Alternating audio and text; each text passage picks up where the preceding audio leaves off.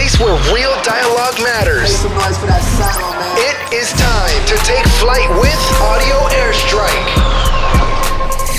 What's up, everybody? I'm Everett Hall-McNeill, and this is Audio Airstrike episode 144. Now, I have a very special guest with me at this time. He is a dance choreographer. He's a motivational speaker. He's a teacher.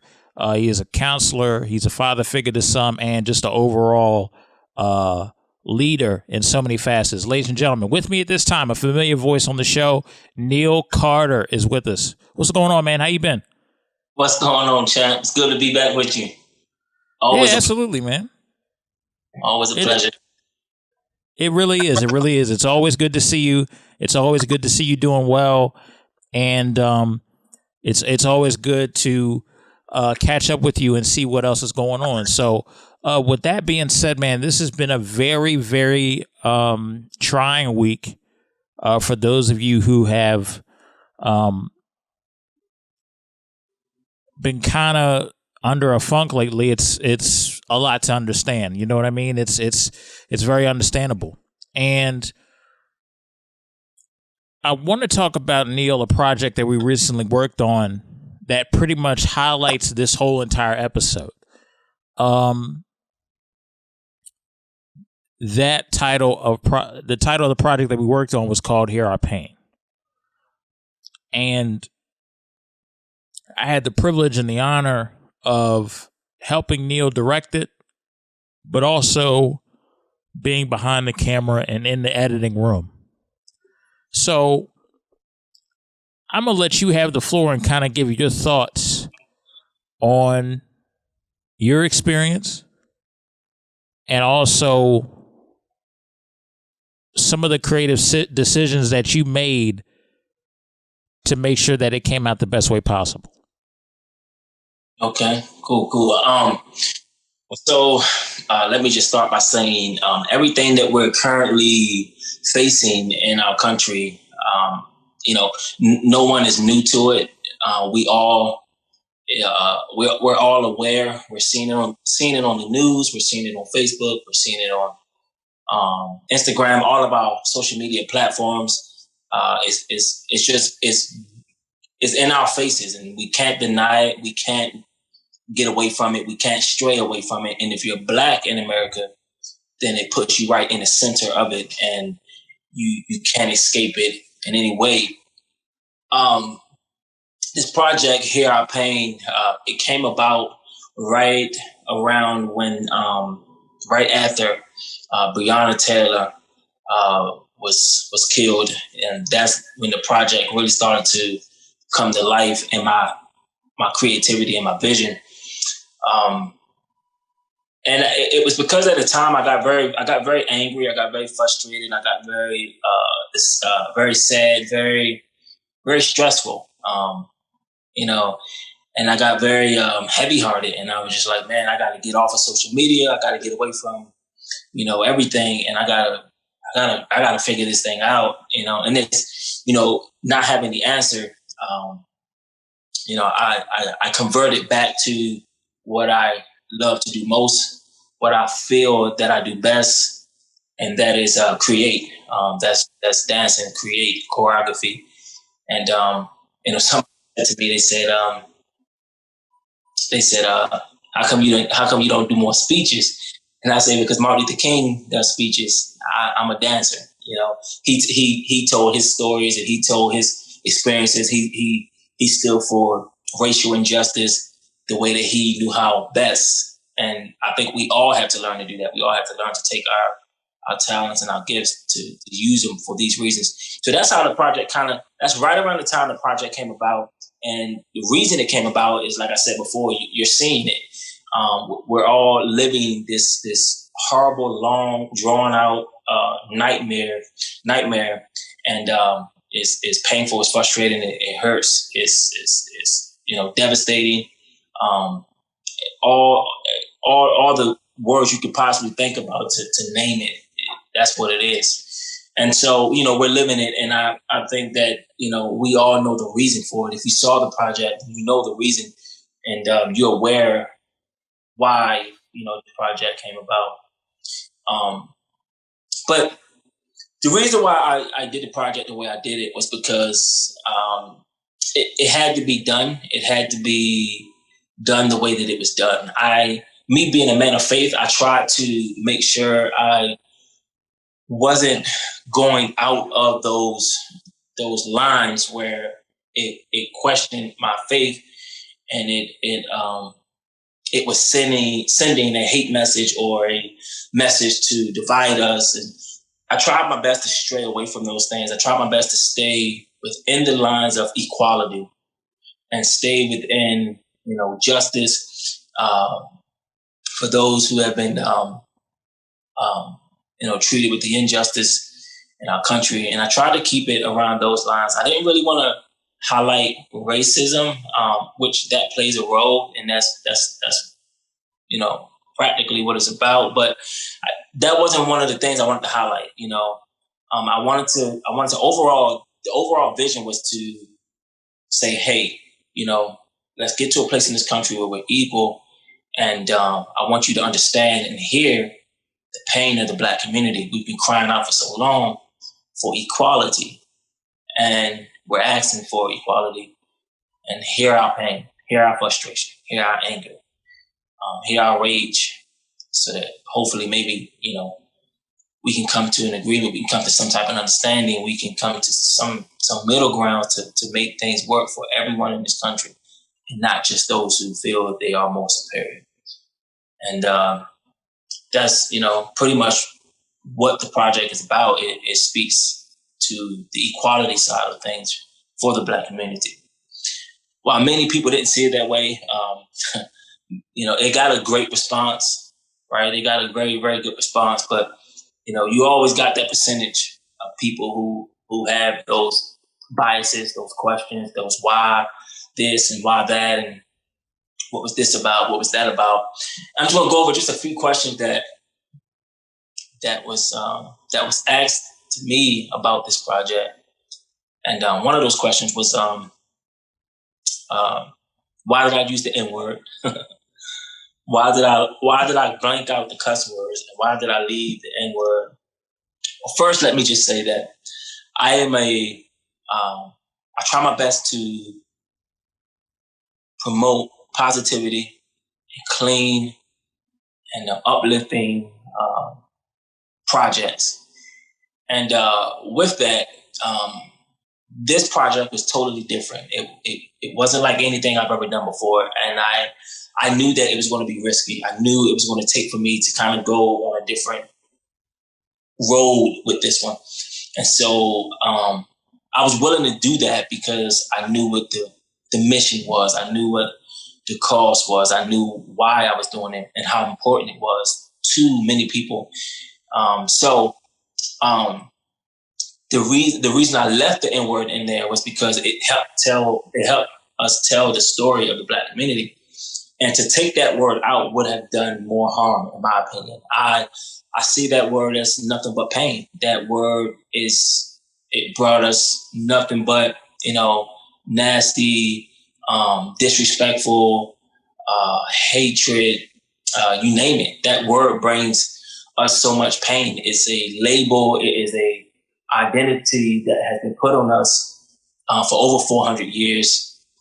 And that word brings us pain. So if I'm doing a project about our pain, and to take out a word such as the N-word, where in the song is stating that you gave this name to us, that would, in my opinion, would have done harm to the video. I think that if you want to tell the story, you got to tell it.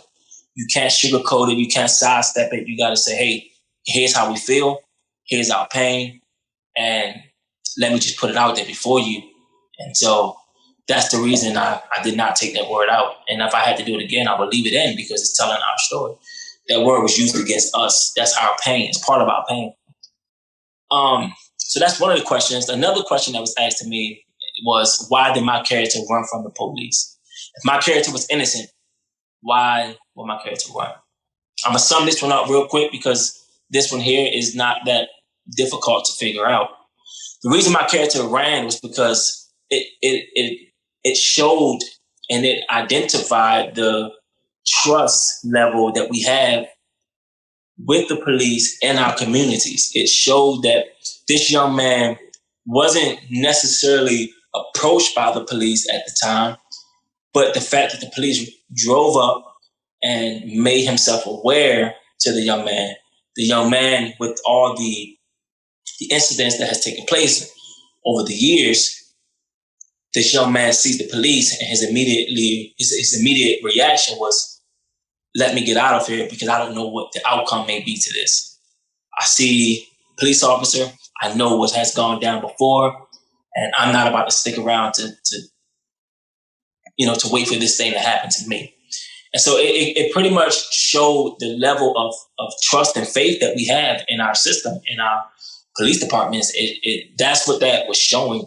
I didn't want to make the cop seem racist. I didn't want to make the cop jump out and grab me and throw me on the ground and put me in handcuffs. And I didn't want to show any of that, for many reasons. And for some of the reasons, that's because I don't believe that every cop is bad. And with that, I wanted to, again, kind of push the message that we're fighting for equality. And here's what we want you to see, that this young man don't trust the police enough to even give him a chance to question him, to ask him anything. And so that's what that was portraying. That moment was portraying that we don't have trust in our communities. We don't have faith in our police. That's police in our communities. There's no level of relationship that a young man will want to sit down and have a conversation with the police officer because he don't trust him. He don't know what's going to happen. He don't know what to expect. And so that's what that moment was portraying. And those were the two of the main questions that was asked to me. But overall, why the project was so important to me, and that question is easy because I come from the Black community, and as you see, it is my people who is being impacted by this the most, and has been impacted by this the most, and I find it my duty, our duty, to do whatever we can to take a stand and to stand for what's right and to speak against the evil and the hate that's going on in our country. And whatever that takes, that's what we have to do. And this was important to me for several reasons. We got to fight and stand up for the next generation to come. Yeah, and I think it's one of those situations where when you look at the issues that keep coming up, the hatred that is coming from even microaggressions of racism, to automatically think that if the police act that way towards you, then you must be doing something wrong. How dare someone go that far with their thinking? Let me make this very clear, folks. If you come into this world with a racist mindset, you are going to end up alone. You are going to end up on an island by yourself, and nobody's going to care. Why? Because you have bought in to this demonic, horrific idea that somebody that is 2, 3, 4, 5 shades darker than you is the enemy and that is beneath you. That is a stupid idea for a number of reasons. Mm-hmm. And it is so demonic that it has systematically crippled our communities for multiple generations. And if you don't believe me, look up the slave patrols, look up redlining, just step outside for a minute. There are people that are hurting. Like I said, the last time Neal was on this show, sadly, was right after the uproar about Ahmaud Arbery. And he knew, based on how I was talking, I was ticked. Because we're right back here again. And the fact that what's frustrating about this situation is we as the black community have to explain our entire humanity to a bunch of people that have decided I don't care because my view is this. And as crippling as that is, what's even more devastating is, and I was sitting back over here watching a highlight of Doc Rivers say this to the media, who is an NBA coach. And I'm going to paraphrase what he said. It's a doggone shame black Americans actually like being here and love being here, and we don't get any of that love in return when the tough times come. Yeah, people act like we don't want to be in America. It's not that. We just want to be treated equally in America. Yeah. We've given so much to this country. We want to be treated equally.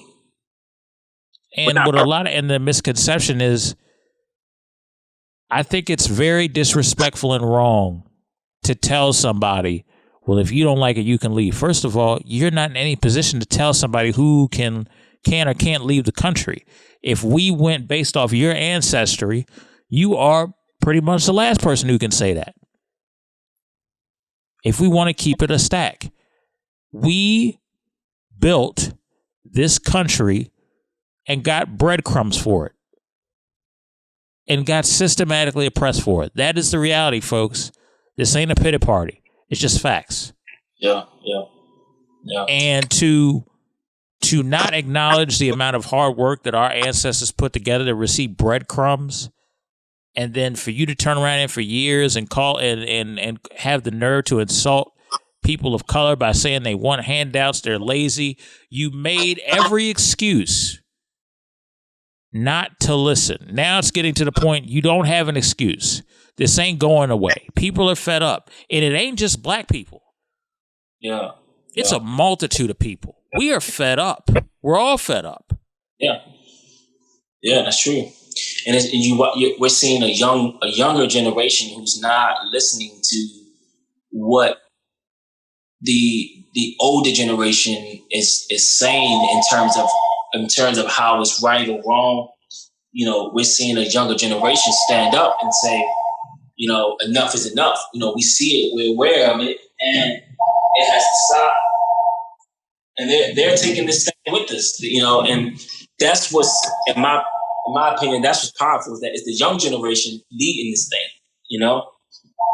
Yeah, and I think it's one of those situations where, people want to be treated fairly. That's what this is about. This is not about us looking for a handout as much as people want to spin that narrative. This is not about us complaining. This is not about us spewing hatred. We are I hate the reverse psychology. If I speak up about a problem, I'm the hateful one. But you've been mistreating these people for hundreds of years.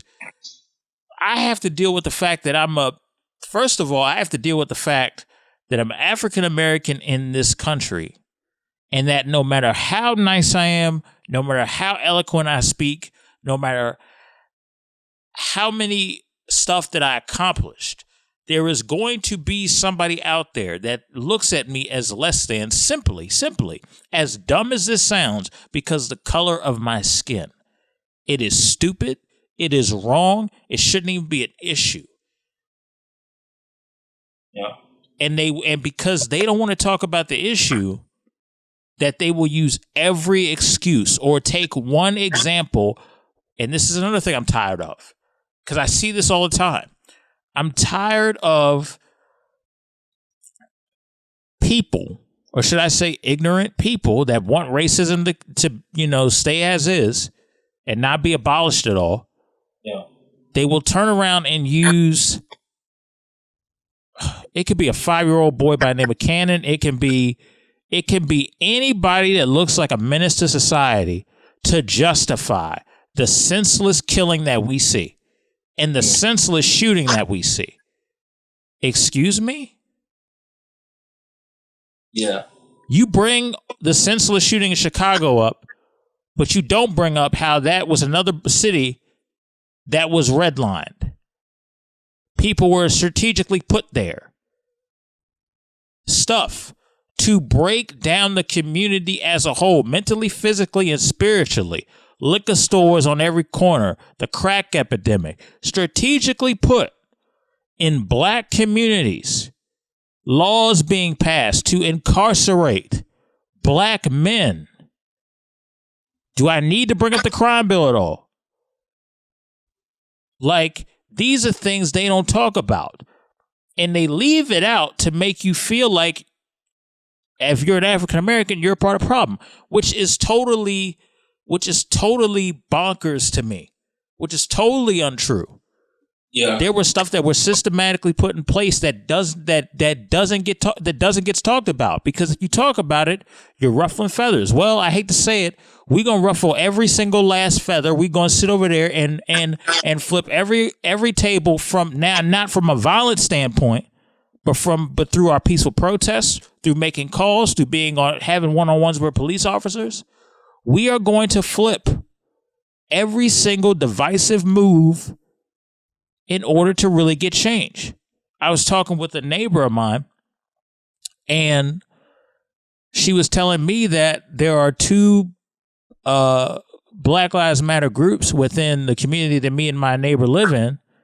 And she was telling me they're in contact with the cops every single day. They have discussions, and they keep a good, honest communication. That is how this stuff starts. That is how we promote change. That is how we get ahead of the divisiveness. That is how we move forward. That is how we push past these racial barriers and stereotypes that have plagued us for so long.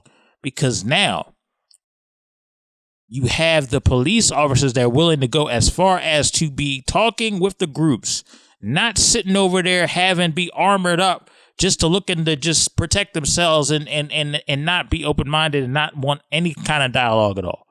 That ain't going to get us nowhere. They are literally sitting down with these people that are part of the Black Lives Matter movement and saying, all right, what can we do to help you guys?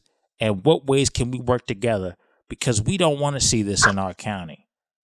We don't want to see racism in our county anymore. When you have a county representative who is Caucasian, stands up on a podium and says Black Lives Matter, and basically says in the statement, it's about time that we started recognizing that.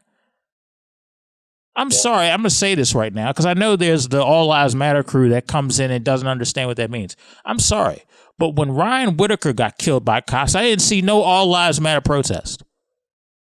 When a 5-year-old kid by the name of Cannon got shot, I didn't see a big protest for that.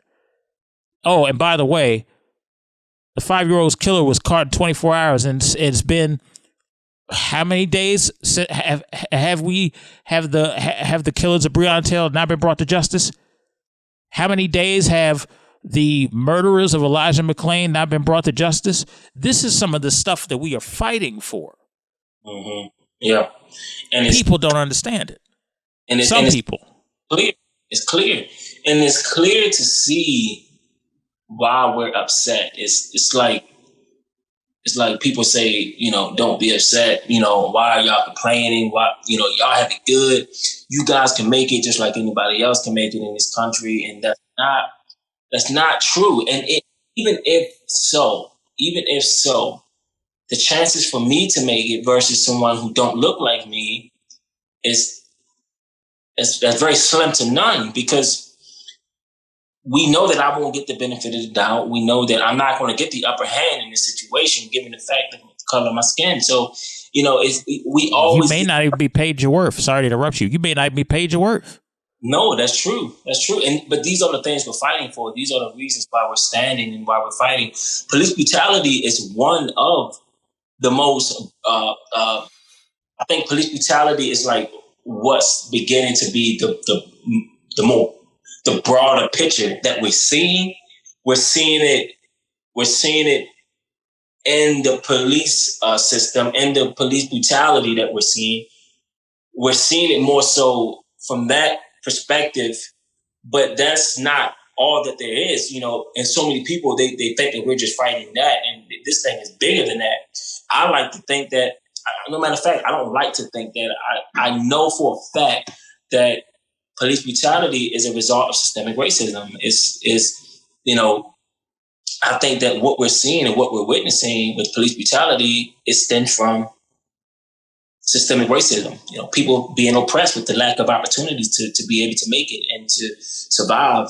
And we're seeing the results of that, the violence that we're seeing in our communities, the drug wars that we're seeing in our communities. Like I tell people all the time that I have an opportunity to talk to quite a few of these young men who's out here on the street corners and whatnot, and I tend to ask them these questions. If you had a different way out, would you take it? And sometimes it's almost a dumb question to ask because everyone says the same thing. They say, yeah.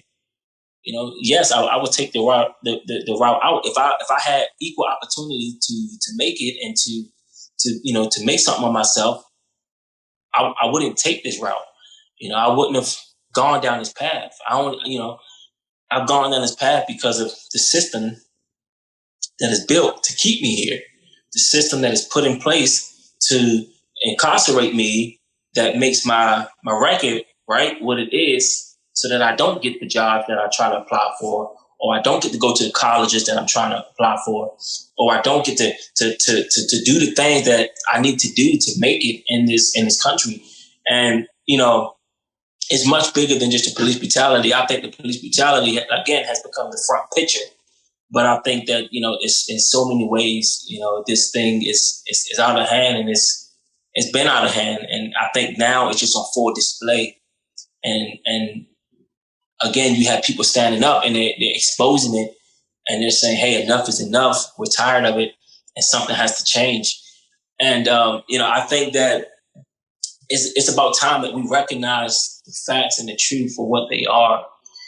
I think it's time that we see the truth and say, hey, we can't deny it anymore. This is what it is. This is what it has been. And it's up to us as a people, as a community, as leaders, to come together and to make this better, to figure out what it's going to take to fix these issues. And I think that, people have to be willing to step up to make this happen, man. You can't deny it anymore. You can't, and there's people that's trying to, stray away from it, but you just can't, man. The picture is too broad.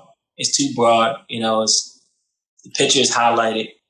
And with everything going on social media, it's right in front of your face. You can't sit over there. I literally watched a man by the name of Jacob Blake in the video get shot excessively 7 times. 1 shot could have been enough. 2 shots could have been enough. 7 times? And this dude is paralyzed from the waist down. Mm-hmm. And then to add insult to injury, at one point you had this man handcuffed. He is paralyzed from the waist down. Where is he going to go in his bed? That's just standard procedure, is what the claim was. Standard procedure? Yeah. Are you kidding me right now? Yeah. It's crazy too, man, because I always very quickly, I always tend to try to see these videos and these incidents from multiple perspectives, from multiple views and angles, and I always try to see it from maybe what the cop was thinking, maybe what Jacob was thinking, maybe what everybody that's involved was possibly thinking, and why things took place the way they took place. And man, even doing that, it still never adds up to me. And I do that for that reason, to see if, when I see these videos, I always say to myself, this is what I say to myself. I say, when I look at it, I say to myself, Could this have been prevented? Could they have taken a different route with this? Did it have to go here? Did it have to go down this road that cost someone their life? And every time I do that, man, the answer is always the same. It's always there was never really a time where I looked at and dialogued this situation and said to myself, "Wow, I see why this happened." Never. It was always, this could have been avoided. This could have been avoided. It could have been avoided. And with that, the reason I do that is because then I ask myself,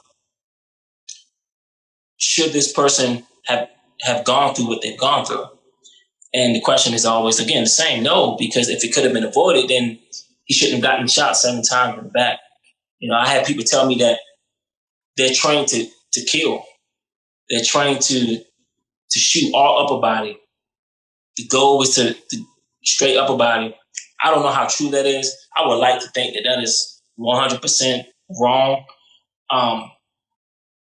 That you can just aim for the upper body and not even blink, not even care that somebody may lose their life.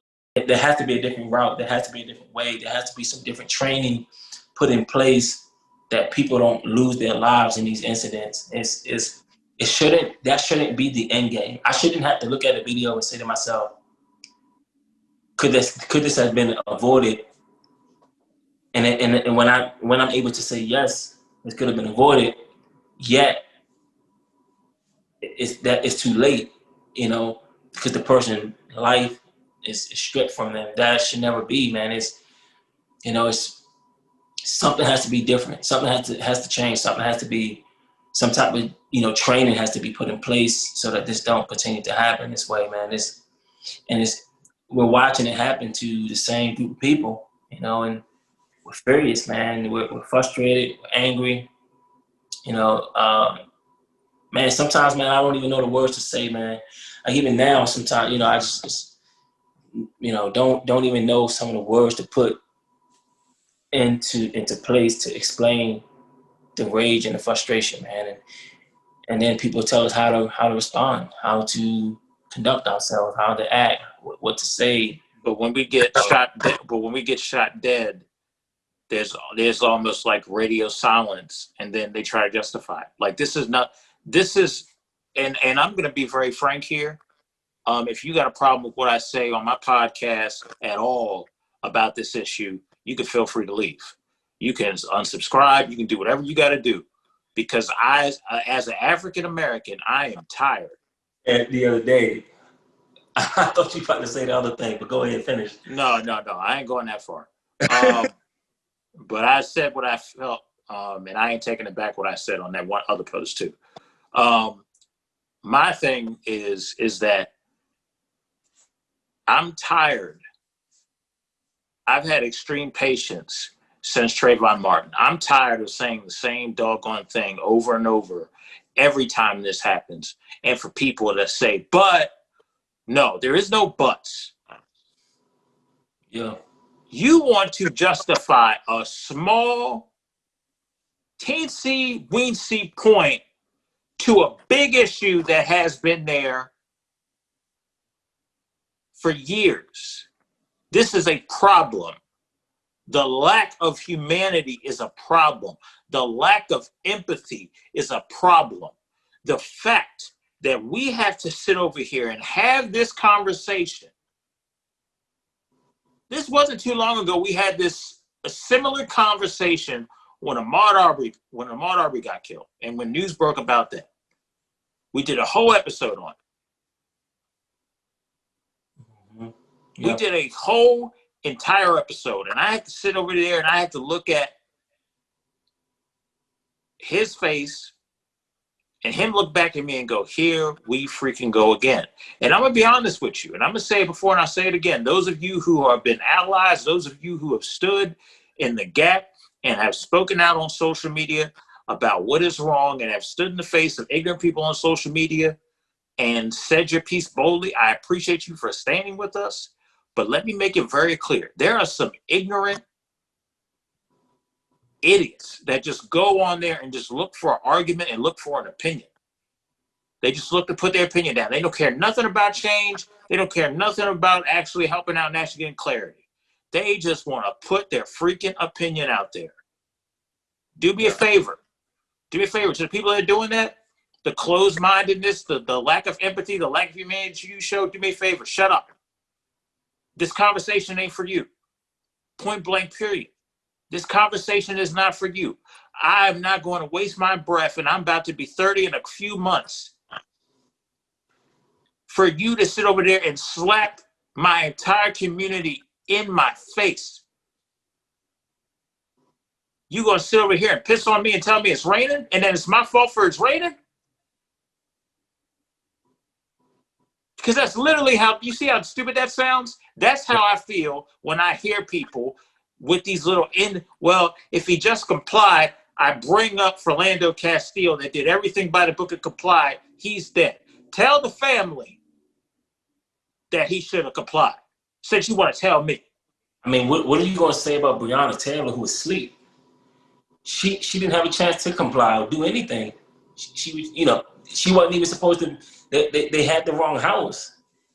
Right. Like, how do you justify these things, man? Because they are so stuck in their ways. They don't want to acknowledge what everybody else knows, that racism from a systemic standpoint still exists.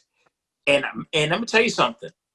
I remember, Neal, you told me several months ago, I don't waste my time telling people that ain't gonna listen. I don't feel like I have to explain. Yeah. And I kind of understood where you're coming from. I fully understand now, because I get tired of it.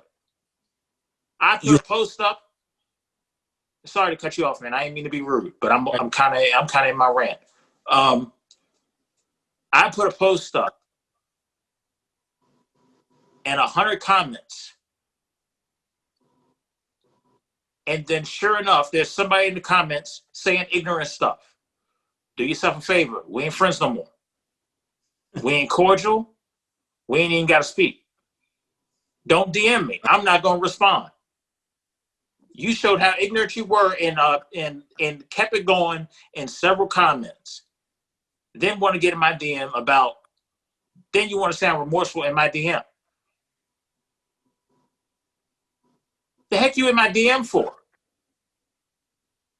You sending a message through DM and not calling me on the phone saying, hey, Everett, you good? I know this is getting on your nerves. Tells me everything I need to know about the type of person you are. We got several, and I'm gonna say it. Black people are tired explaining their whole humanity when these instances come up. Mm-hmm.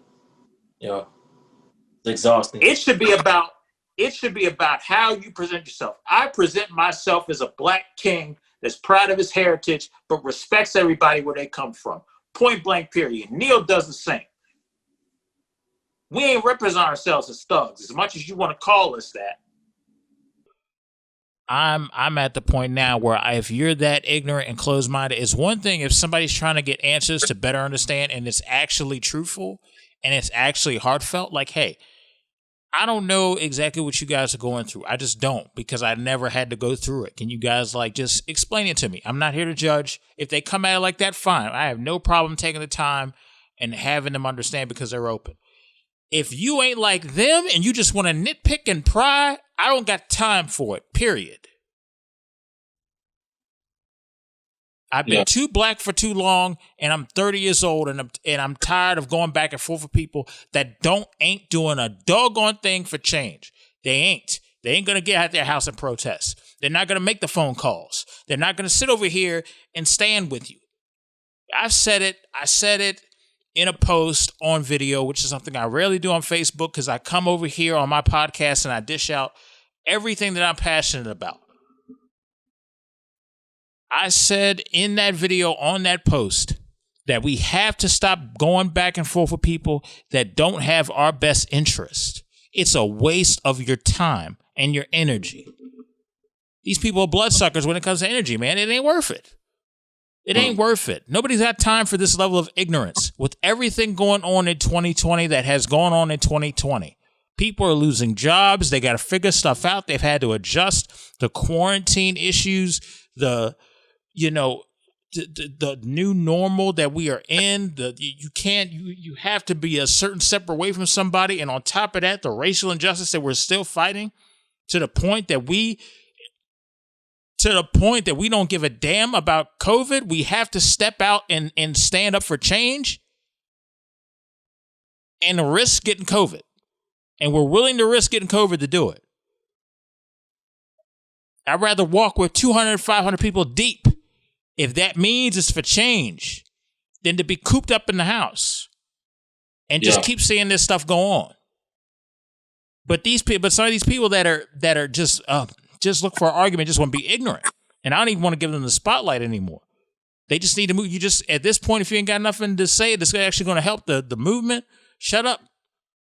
Yeah. And just step aside. Stop being so nitpicky and questionable. Like you're not doing anything. You're on the wrong side of history as it is. Just you know what I mean? Yeah, I'm finding myself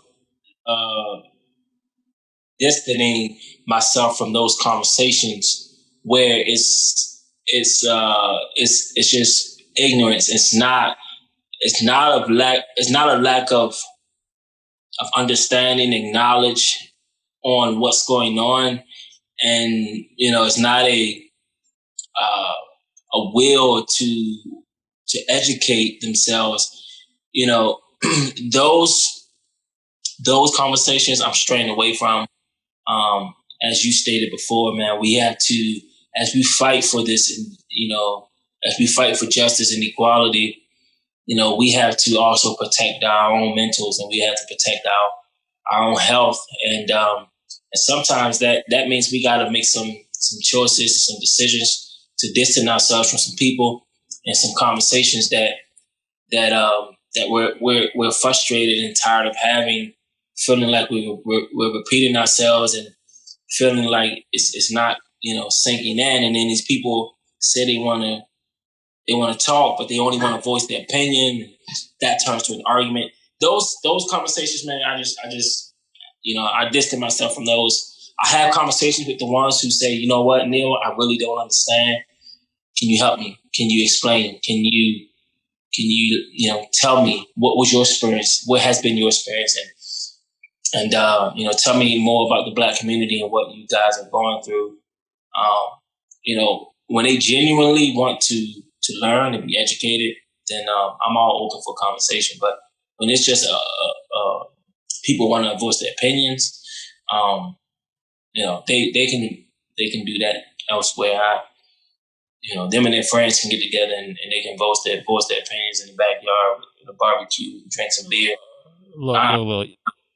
I look at it this way. You guys will be the wrong side of history on an island alone, and I'm not going to feel sorry for you because you decided to be ignorant, out of the way wrong, and downright, I'm going to say it, downright racist.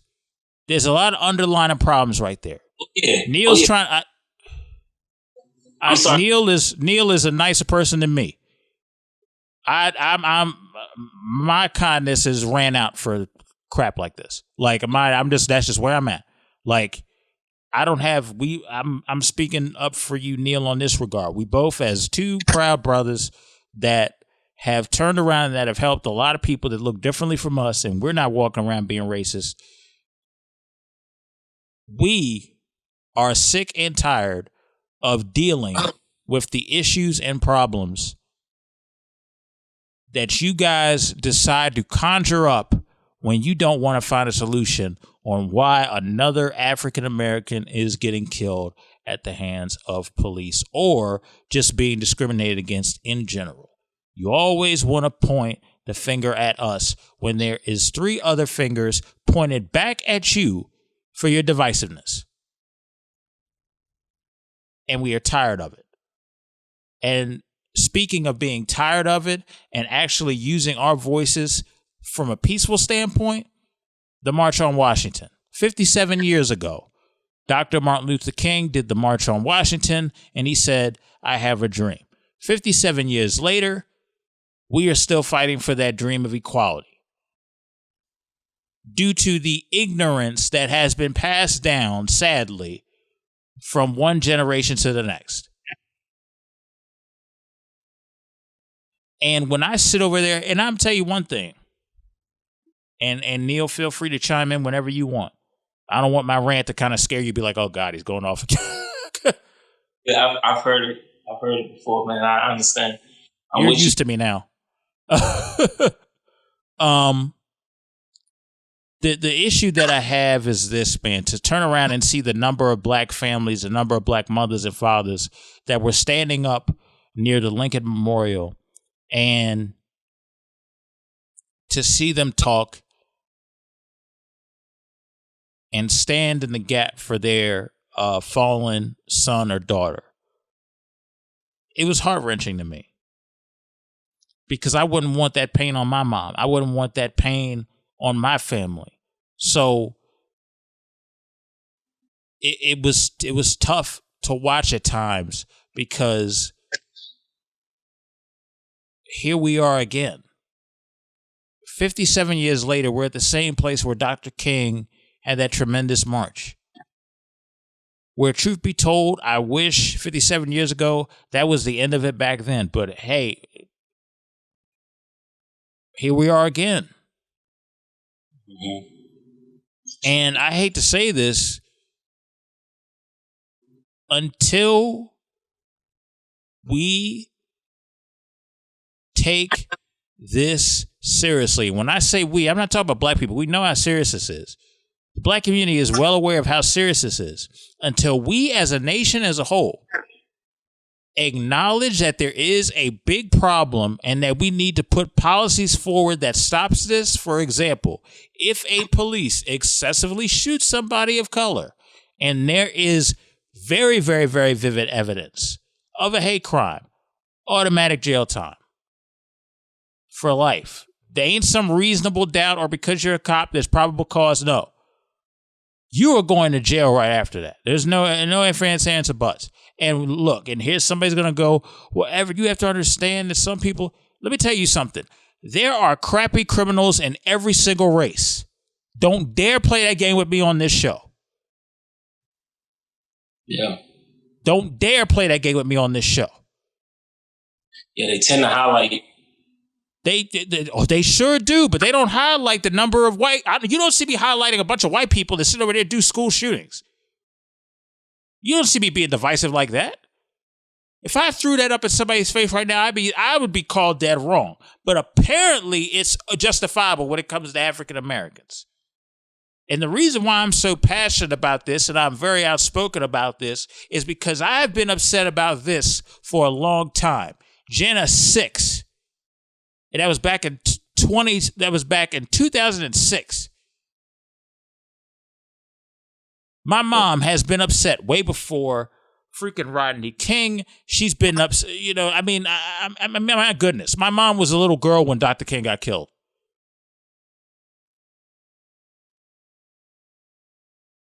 Yeah. My grandmother before her, the stuff that she would see. Family members to this day tell me about burning crosses. You have the nerve to call these people that are being divisive, have the nerve to sit over there and target and shame black people when your ancestors were throwing stuff at a little girl just because she wanted to go to a school and not be segregated against. You threw things at that small black girl, terrified her to death years ago, many years ago. Matter of fact, wasn't that long ago. It was your parents' lifetime long ago.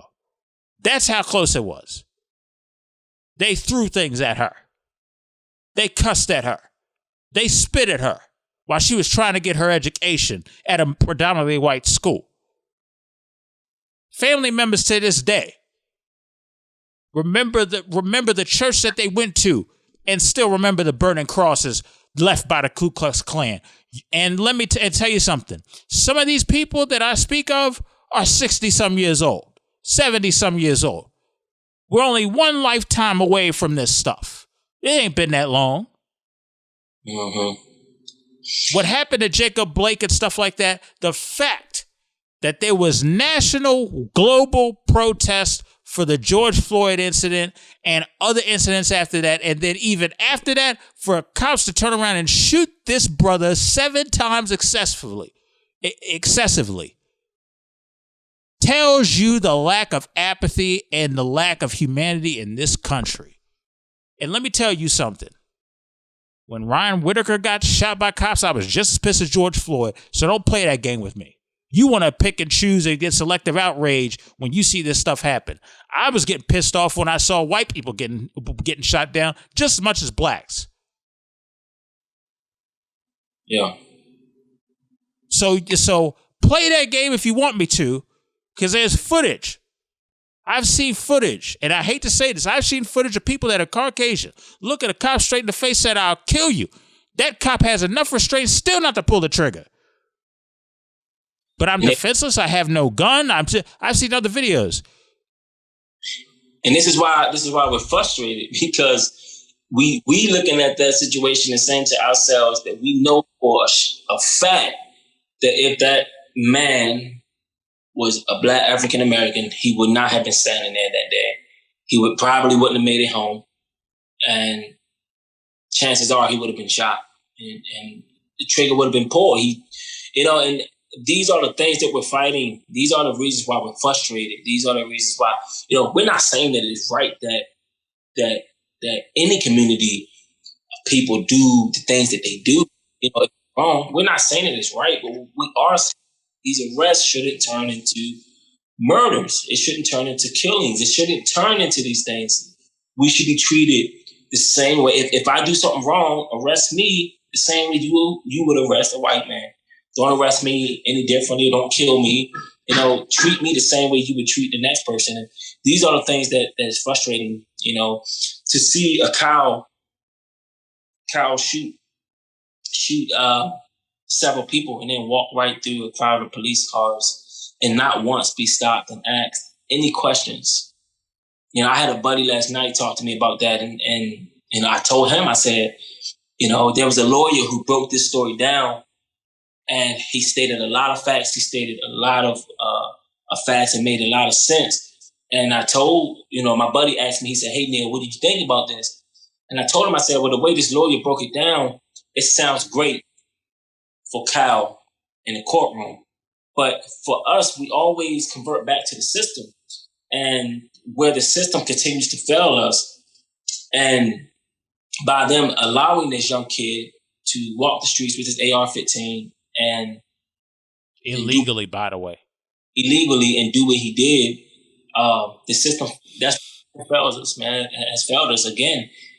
By allowing that, no one questioned him, no one said anything. There's footage of him coming in contact with police before all of that took place. Him shooting, the people that he shot, and nobody questioned him. Nobody sent him home. Nothing. And people lost their lives. It's heartbreaking. They shouldn't have lost their lives due to the fact that the system continues to fail over and over and over again. Man, that's beyond me, man. That's ridiculous. He has been since arrested. In my heart, man, he's 17, and he don't even know what he want to be when he grow up. It's hard, and I look at that type of situation and say, most of my questions is for the parents. It's for the parents. Most of my questions is for them. Why did you allow this? Why did you drop him off? Why did you give him a gun? Why did you think he'd be safe enough to make it home? Why do you think he's responsible enough to even have that in his possession? Yeah, it's so many questions that I have more so for them than him. You give any 17-year-old a gun and let him go wild, he's going to go wild. You may not do it because we understand the consequences to that. But you give a kid a gun and you say, "Hey, go have fun," and and he got that itch. He been waiting to shoot. An opportunity presented itself, and that's what took place. And I'm not, he shouldn't have tried to protect himself, but he shouldn't have been there in the first place. He should never have been there in the first place. His mom should not have dropped him off in the first place. and the police should not have allowed it, and that's where we are, and that's why, in my opinion, I converted back to the system. You know, it's a jacked up system, and we're understanding, and we're seeing, and we're learning more and more every day what that system was intended for, and what it was created to do. Yeah, and it's very sad, man, because I try to lately put better topics on here that are more positive. However, 2020 is making it very hard. And with the stuff going on, and then the news about Chadwick Boseman, and the fact that he lost his battle with cancer, and he was only 43, and the same T-shirt, Black Panther T-shirt that you see me that I have on, is the same one that I wore the day Black Panther came out. And I was excited. I was 28, but I felt like I felt like that kid. I felt just like that 10-year-old, 12-year-old, 13-year-old kid that was going to see somebody that looked like him, a hero on screen. You know what I mean? And just the like, it's been a long, as you get older, like that kiddish feeling of, oh my gosh, I'm going to see this movie. It's such a great movie. Oh my God, I'm going to, like the kiddish side feeling of that, you kind of get removed from it as you get older. But there hasn't been a movie since that gave me that feeling, like being a kid again, going to see, just being excited. I'm a film head. I can dissect any movie, and and that's the thing. It's, from a technical standpoint, I know I can, but it's like, and that's the thing that kind of dilutes, and that's the thing that kind of takes away from the kiddish regular film goer experience. Black Panther gave that back for me, for that experience. It gave that feeling back. Like, I can't, and it was February too. It was Black History Month. It was the end of Black History Month, so I was pumped. Like, I was like, oh, this is a good way to end it. I was, you know what I mean? Yeah. And just the sheer excitement that I had, I said, Mom, we are going. So we gotta, I was pressing her. I said, we gotta go see this the second it comes out. Literally, this is right up me and my mother's alley. Superhero, African American people. Like, you know what I mean? Because my mother has a specific type of taste. She prefers more African American shows. My taste goes all over the place. I can watch almost anything. This was like the perfect, like, we definitely got to see this. We'll both enjoy it. You know what I mean? So it was just such an honor to see that. And people have to understand something. He wasn't just known for, Black Panther in terms of his acting. He was such diverse. He played Thurgood Marshall, James Brown, Jackie Robinson, 21 Bridges, being a cop on 21 Bridges, and then doing the Spike Lee film for the Five Bloods. The diversity and the level of range in his acting ability for him to come off. Even the Netflix movie Message to the King, that was a one that was under the radar. That was a pretty good film. That was good. I saw that one. Yeah. And was kidnapped or something? Yeah, I think it was like his sister he was searching for. Yeah, that one. And for him to do all that and still be battling cancer, for him to visit other people that were struggling with cancer and other diseases, and for him to step out of himself, to step out of his circumstance and still put all that work in. He was diagnosed in 2016. This was kept private from that's why everybody's so hurt, because this was kept private from, nobody knew he was sick. There was rumors earlier this year when he looked a little bit more skinny, more than normal, but he always been slim. Yeah. He always been slim. That was his thing. He was a slender dude. And the only time you really saw him pack out muscle was like for Black Panther, for the Black Panther films, you know? And I think that one of the lessons that we need to understand from this is, man, is y'all got to live your life to the fullest. Whatever you got to accomplish it now, because you're not guaranteed. Nobody is guaranteed 70 plus years of life. Nobody. If there's anything I've learned in my 20s, and I've had some friends go prematurely over, just difficult situations where it's like, dang it, man, I was supposed to grow old with you. You know what I mean? Like, yeah. It's one of those situations, man, where you cannot take your life for granted. That's why I do this show on a regular basis. I put my all into it. And there's a reason for it. I put my all into everything I do, whether it's film, whether it's podcast, whether it's even when it's just hanging out with somebody. I take that just as seriously as those things because quality time means a lot to me. I don't know when I'm going to see them again. You know what I mean? And the same thing with this, man. I wish I met this brother. I wish I had the opportunity. And it's going to suck that I'm never going to have the opportunity to see him in person. Yeah. Because he touched so many people. Yeah. He touched so many people. I think that, man, he was just overall example. He was a great role model, especially for everyone, but especially for the Black community. I think he showed the example of what a Black man should look like, what a Black man can and should be. He showed the example of what a husband and a father and a true leader should be, should look like. He proved to us, him and his wife, that Black love can be beautiful. It can be something great, something amazing. So many things he showed us, just beyond his movies and his craft. It's devastating, man. Being, dying at 42, he's a very young age. I can definitely say that I'm thankful he left his mark, he left his legacy, and it's going to stay with us.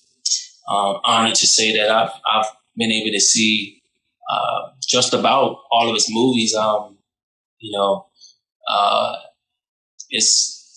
It's hard, but like my sister said, earlier today, it's good knowing that he's out of his misery, and those are the things that give you comfort, knowing that he's no longer in pain, and it's still hard, it's still frustrating, it's still difficult and uncertain times, knowing that he's gone on and left us.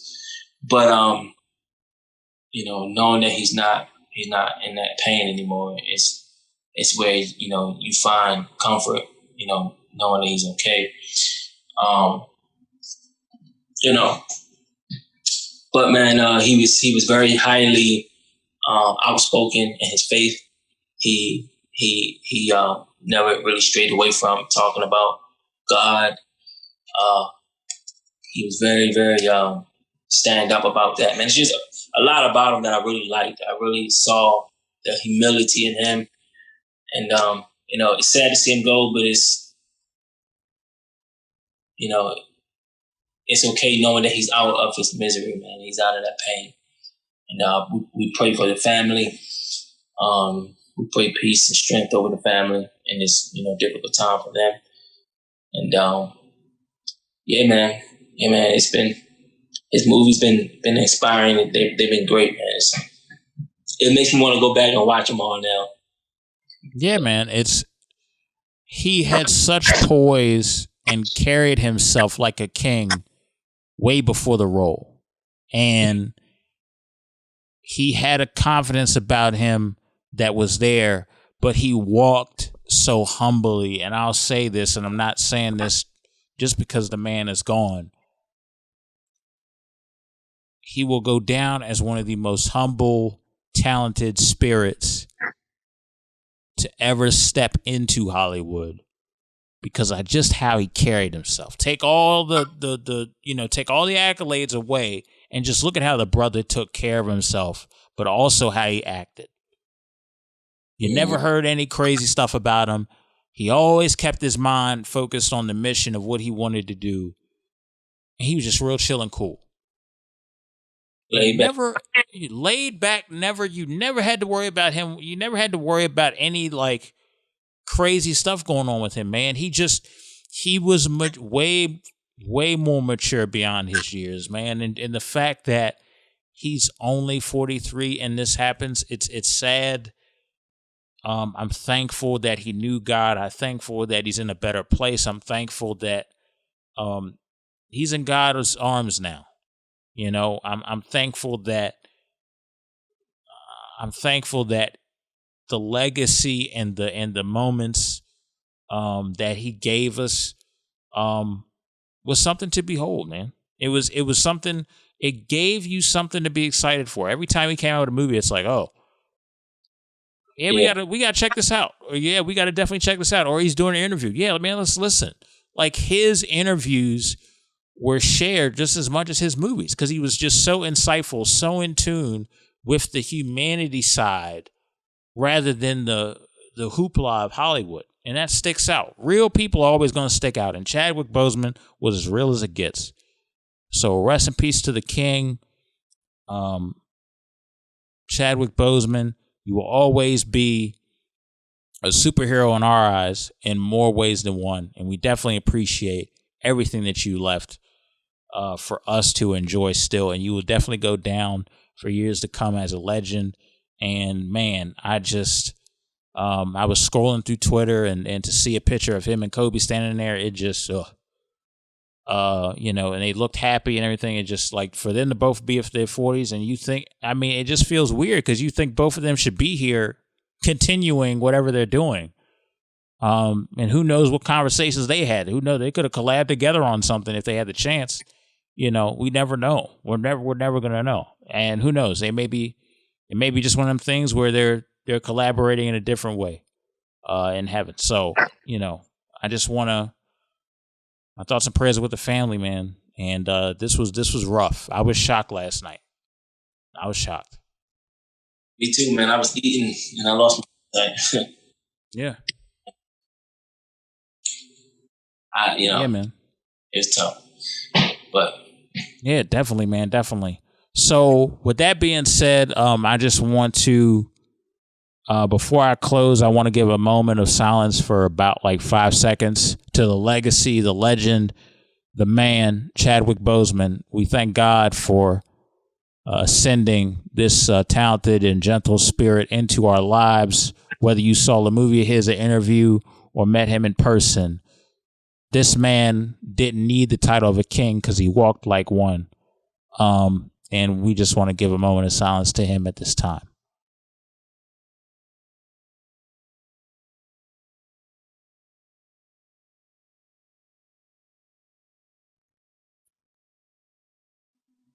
With that being said, this has been another edition of Audio Airstrike. Neal Carter, thank you so much for coming on, man. I appreciate you. You know, I appreciate you more than I appreciate you more than words can say. And you know that. So I just want to thank you for everything you've done. The number of times you come on this show and have shared your input on things. And I just appreciate you, man. So go ahead, feel free to let people know how they can get in contact with you. Also, let them know where they can find the project me and you worked on, and let them know your information. Cool. You can find me on Instagram at _Carter8, _CARTER, the number 8. Facebook, Neal Carter. My YouTube channel, Neal Carter. Go subscribe. You can find the latest project, Here I Pain, there on my YouTube. You can also find that on my Instagram at, again, _Carter8.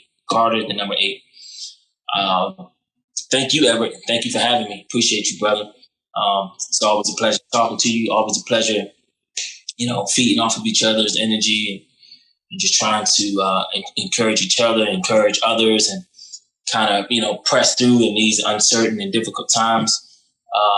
And thank you for having me. Wouldn't have it any other way, brother. Thank you for being a part of the project and helping me make that thing special, man. I appreciate you. Thank you, brother. Yes, absolutely. I appreciate it. Thank you for allowing me to take care of the visuals for that. One of the things that I want to say before we close is that all lives cannot matter until Black lives do. Rest in peace, Chadwick Boseman.